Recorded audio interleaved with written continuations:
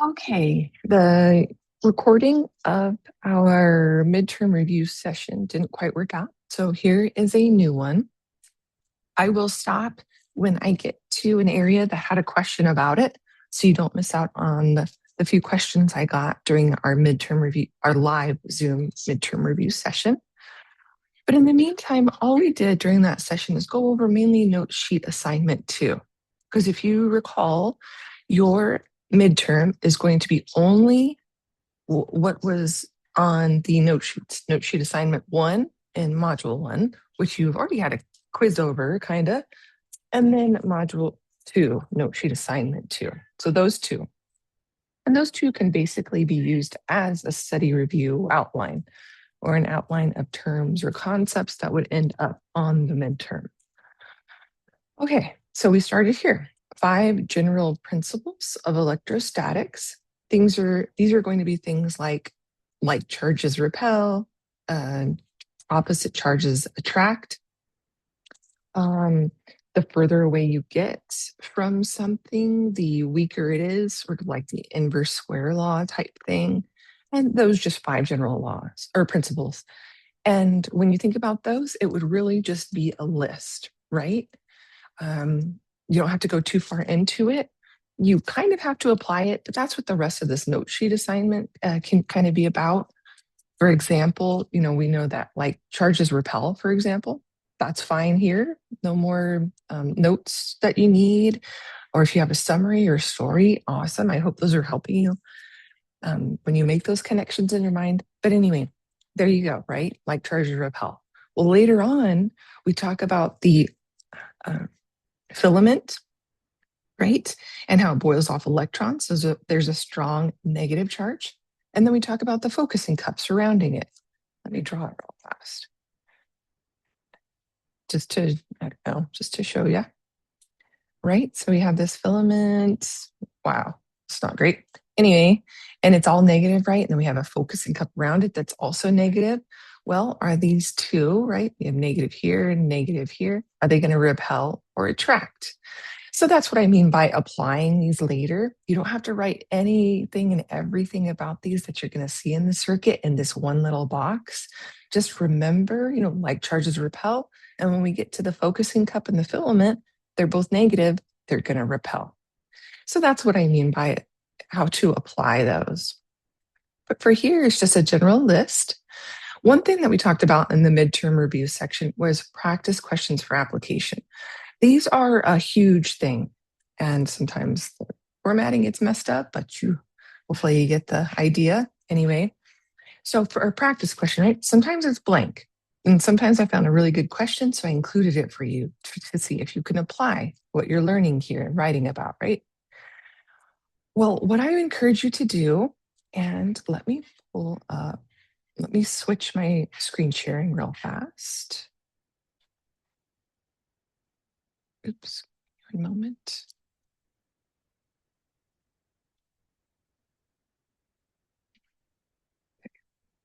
Oops.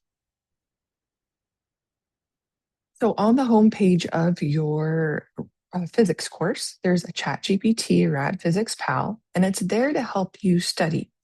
It requires you as a human, it requires your critical thinking. It's not always 100% right, just like humans, right? So it does require you to check, but it can help you too. So let's say we're in that Rad Physics Pal, right? And we're like, let's take this. Maybe I want a practice question on this. And this is going to apply for the entire note sheet assignment and your midterm review. Or you know what? Let's take this one instead.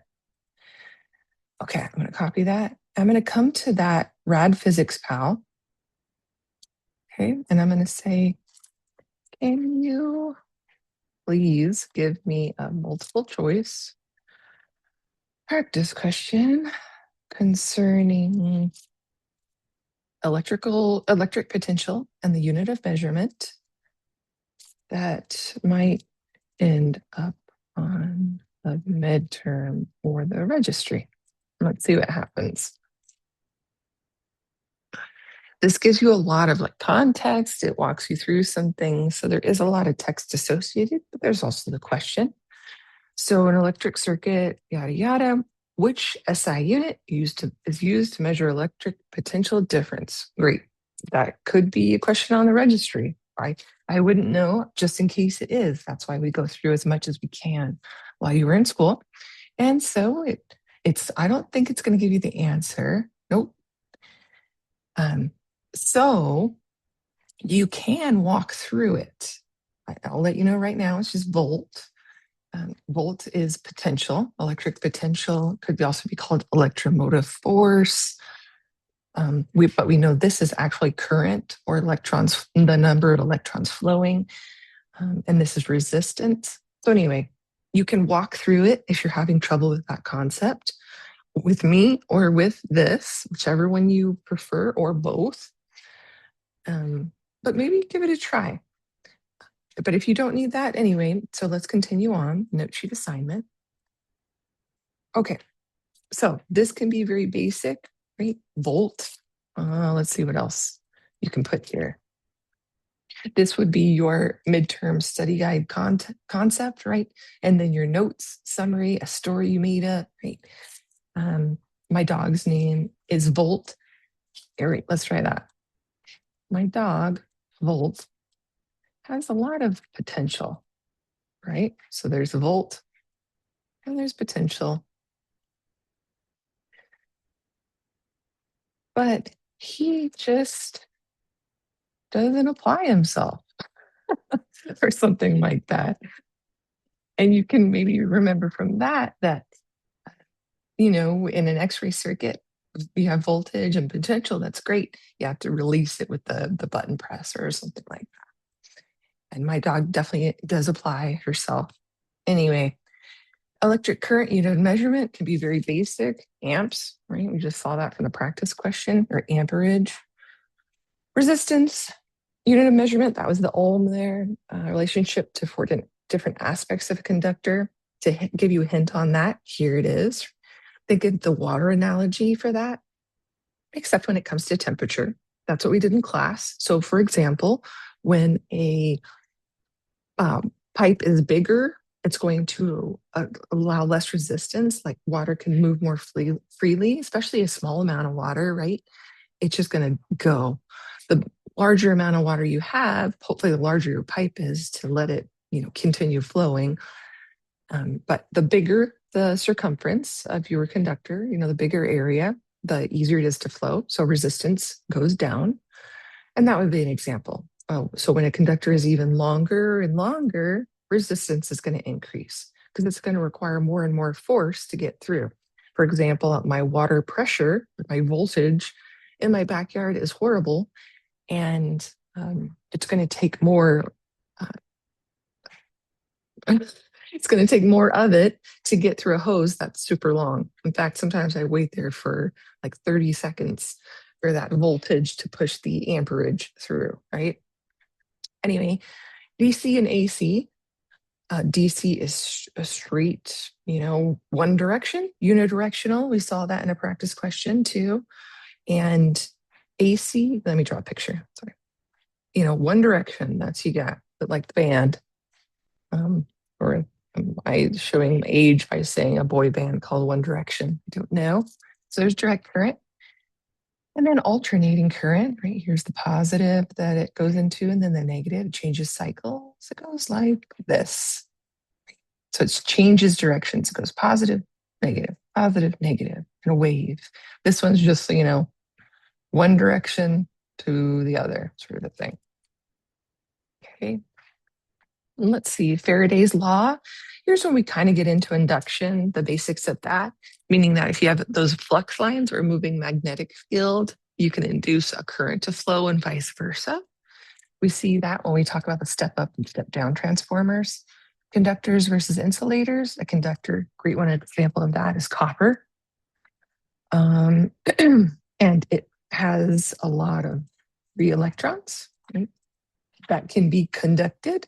You might think of like an orchestra. If you have a lot of people to conduct, you really need a conductor to keep everyone on tempo, right? If you don't have a lot of people, maybe there's just one or two. Maybe you don't need that conductor there. They can kind of organize on their own if you want to use the story. But an insulator does not have an abundance of free electrons. And so it keeps us from getting electrocuted, keeps induction from happening, right? Or electricity being conducted. A rheostat is a variable resistor, and it regulates the amount of current flowing in the circuit. That would be your rheostat there. It's in the filament circuit. Maybe you want to type that in there. That might be a question. Not a whole lot more about that, probably. Electrodynamics versus statics. Remember, dynamic means moving. Static means stationary. Pretty straightforward there. This would be voltage, just showing you another way to look at it. Transformer requires alternating current. I actually might put that in there because that I've seen that as a registry review question. So if we took transformer, I'm not going to share my screen. I'm just going to tell you that I'm going to go into our chat GPT and type this in real fast. Please give me another question for concerning transformers in an X-ray circuit. Let's see what it says. Great. So this is what it gave me. I'm going to just copy and paste it in here. Which type of transformer increases voltage while decreasing current in the X-ray circuit? And that would be, well, talking about voltage. If it's increasing voltage, automatically the answer would be C, step-up transformer. These change alternating current to direct. This can be step up or step down, depending on your needs, the auto transformer there. Step down is only a decrease in voltage, so this would be the best answer. So, if I don't have a question in here for you to practice with, maybe either make one yourself or get the chat GPT to make you one and you work on the answer. Might recommend that. Electromagnetism, can't have an electric field without a magnetic. That's why we have this, right? Oops, I'm writing in the wrong box. But anyway, that's why you have current flowing through this wire. Well, then you're also going to have magnetism coming out of it, right? Current, magnetism, electromagnetism. So anywhere you have a flowing electric current here, you're going to have some magnetism with it. And because of Faraday's law, right? If this magnetic field is moving, it can induce an electric current and vice versa. And that's why you can move from an electric current in one coil of wire to an electric current in another coil of wire just with a moving magnetic field. They can induce each other. Oops, let me erase this real fast. Dipoles, that's just means one end is going to be positive, one's negative, kind of like the North Pole and the South Pole on a for the Earth, right?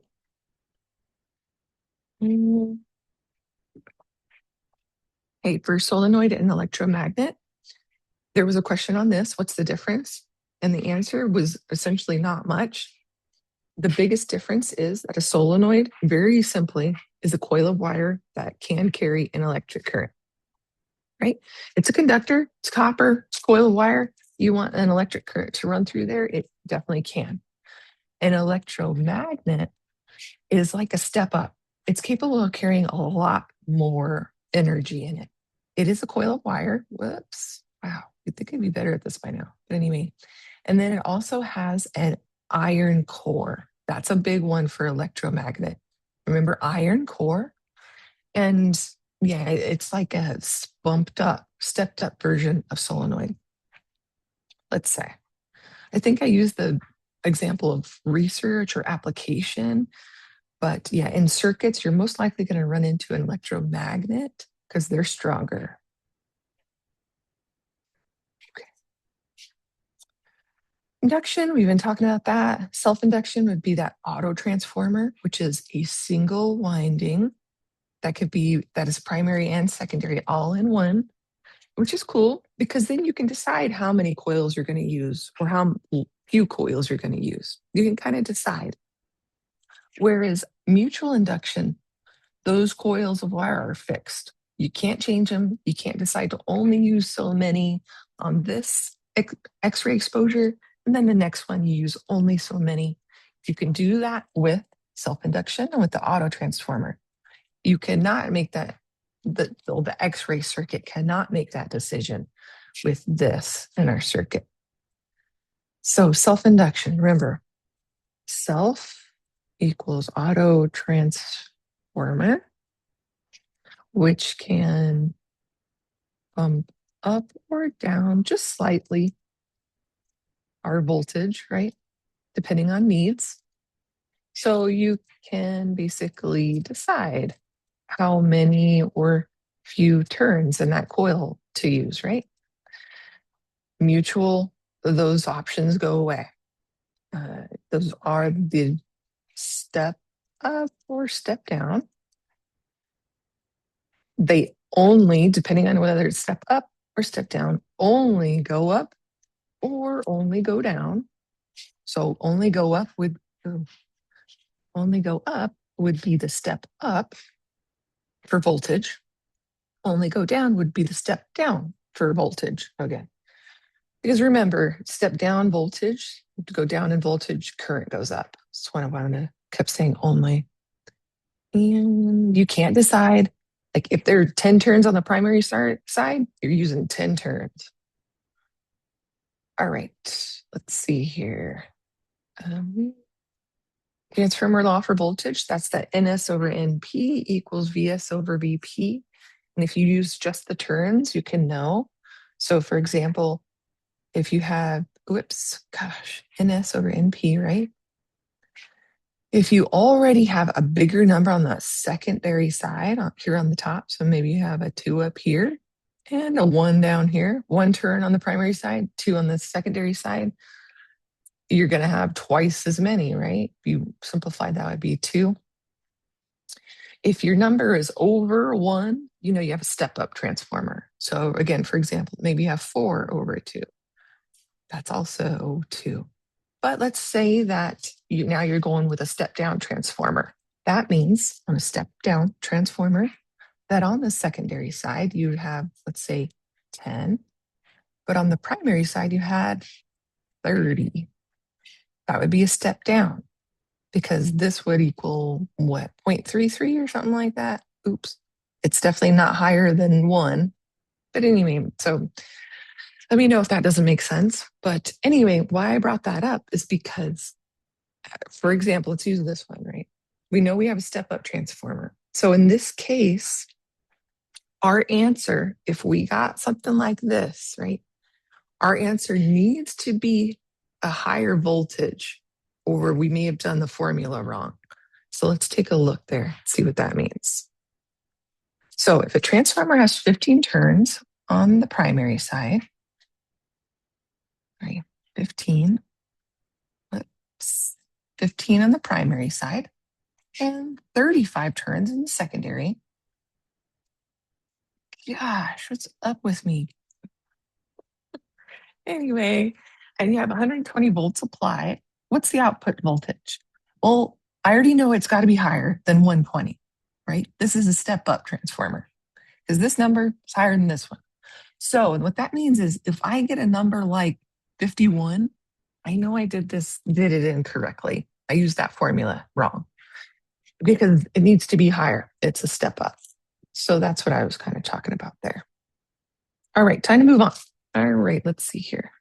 Line compensator attached to the auto transformer, make sure things stay consistent.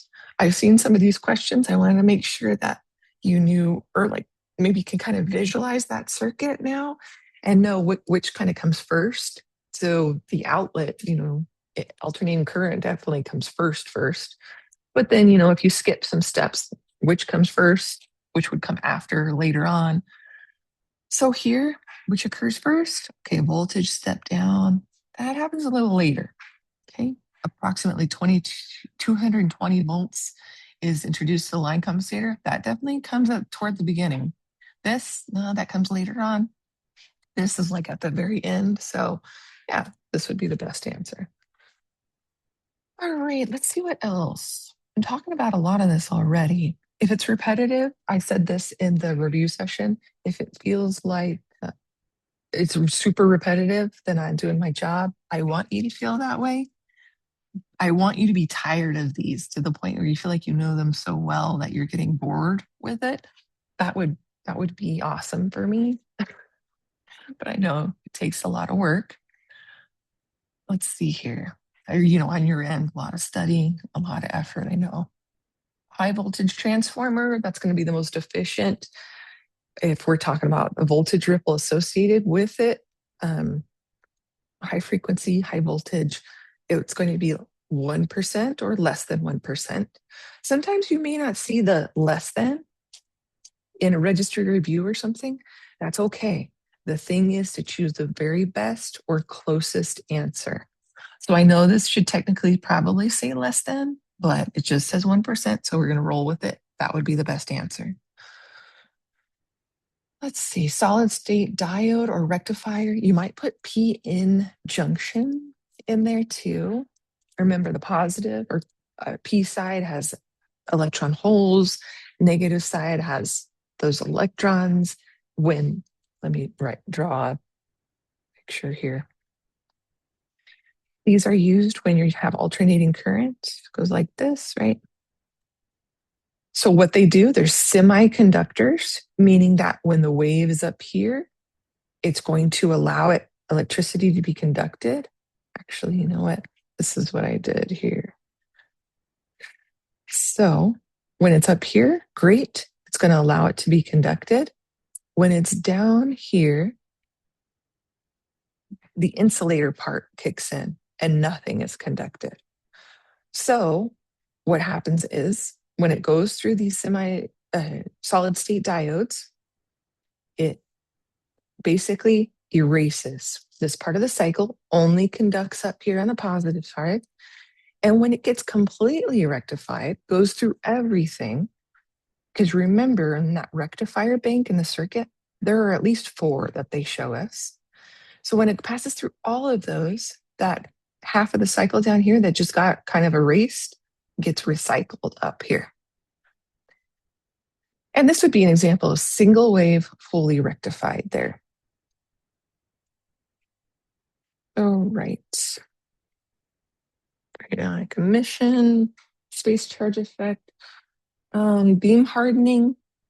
When you add more filtration, the more filtration you add, that beam hardening is kind of like saying, using our analogy of grades. So here's an X-ray, here's a really strong X-ray, here's a weaker X-ray, here's a really strong X-ray. And let's use it like grades, right? Let's say we have a filter in there that cancels out the little bit lower grades. So fewer X-rays are going to get through, or fewer grades are going to get through.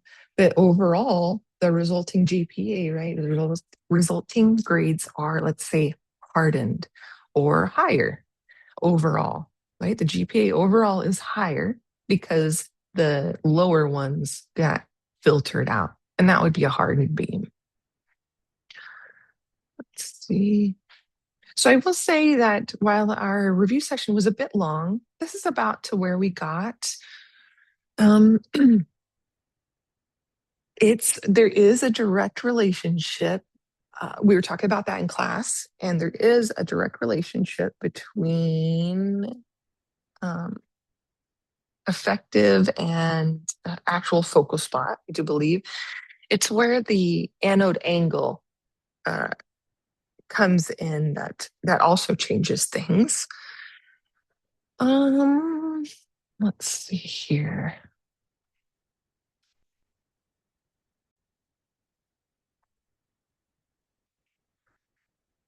So yeah, if you get a question on the anode heel effect, or let's say effective versus actual focal spot, goes down. Nah, it's kind of grouped in. So that might be a good place to go a little step further if you haven't done the notes here. But if you get, a greater angle on the anode target, will result in a larger effective focal spot would be the answer. It is a direct relationship. This one would be here. The thing is to remember that you could get a question on, as anode angle, oh my gosh, increases, so does effective focal spot, right? And also as actual focal spot increases, so does effective. Like they're direct relationships. So I would love if somebody has a good story about this. I need to take a look at your notes assignments. But if somebody has a good story about that to maybe stick better in my mind, even too, like a memory technique. For some reason, I need it for this principle. I don't know what it is about it. Anyway, so the anode heel effect, we've been talking about this in class, right? Can vary as much as 45%.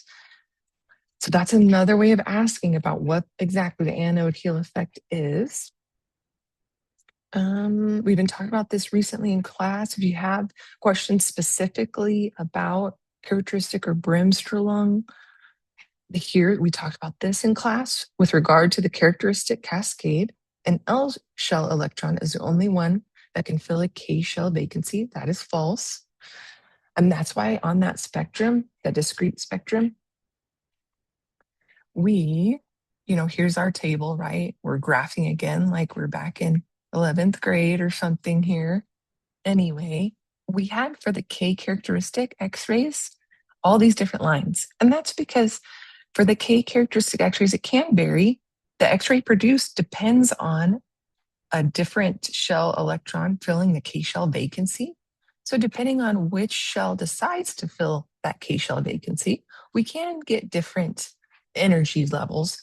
But the one we are most interested in is going to be this little interaction here, this energy level of K shell right there. Okay, let me erase all those. That's like the only one we learn about in X-ray because it's the only useful one. So that would be our discrete spectrum, exactly what I just drew. Continuous is that bell curve based on bremsstrahlung, because right here, as we can see, you can get so many different ranges of energies with bremsstrahlung. But the majority of them will be at about 1/3 of your KVP. Talked about that. Half value layer, it's just one layer splits. If you have 100 of something, one half value layer will split that into 50, right? Now you have 50 of something. Another half value layer will split that into 25. Okay, so that's 2 layers. Another half value layer will split that 25 in half. So that would be what, 12.5. So there's 3 layers to get it to 12.5 and so on. Okay, so to avoid making this video way too long, please reach out to me. If I didn't touch on something that you really needed, let me know. I can make you a quick video or give you some practice questions on it, whatever you prefer. You just let me know. Hopefully this helped. And remember, these assignments are your study guides.